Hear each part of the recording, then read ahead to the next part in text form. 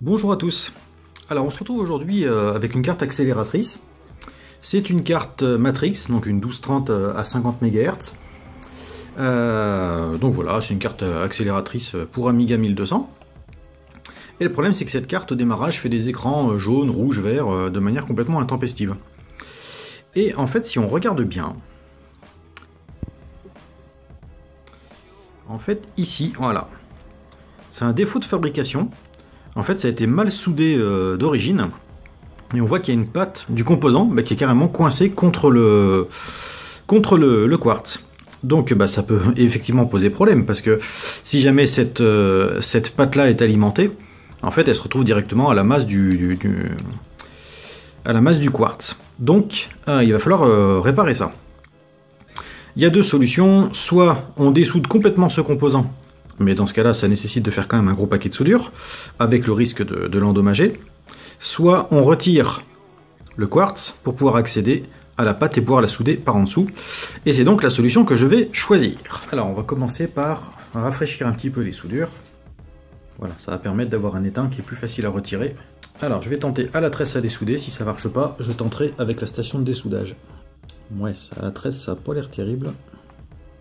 Alors la tresse, c'est assez risqué parce que si on tire à un moment où la tresse s'est refroidie, on risque d'arracher une piste. Donc il faut y aller quand même assez délicatement. Voilà, puis autant le premier a eu du mal à se dessouder, autant le deuxième est venu facilement. Le troisième a l'air d'être pas mal non plus. Alors regardons ce que ça donne. On va nettoyer ça un petit peu plus proprement. Voilà, le quartz est enlevé. Plus qu'à redresser cette pâte et à la souder. Donc là, ça va être une opération relativement simple, en espérant que la pâte ne casse pas, ce qui n'est pas donné.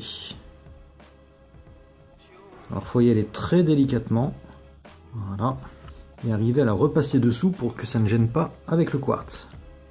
Bon là je vois que ça force beaucoup, donc je vais prendre un autre outil pour essayer de mettre la pâte comme il faut.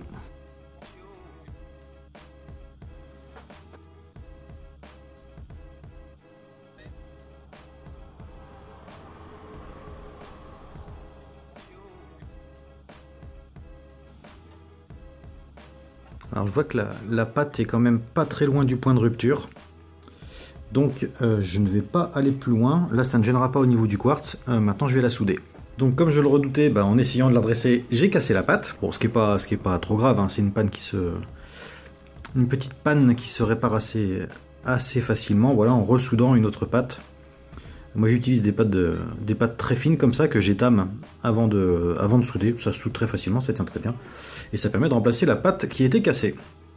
Allez, on ressoude le quartz et sa petite résistance qui est fixée sur une des pattes. Et voilà, la carte est réparée. La connectique est à sa place. Plus qu'à tester. Et voilà, la carte est remontée. Et on peut voir à l'écran, hop, la 030 est bien reconnue et les 4 MO de fast sont reconnus eux aussi. Là je viens de faire une dizaine de démarrage-redémarrage et du coup je n'ai plus d'écran vert, ni d'écran jaune, ni d'écran de quoi que ce soit. Ça démarre parfaitement et la carte est bien reconnue. Donc elle est réparée. Voilà, c'était tout. Je vous remercie d'avoir regardé cette vidéo et je vous dis à très bientôt.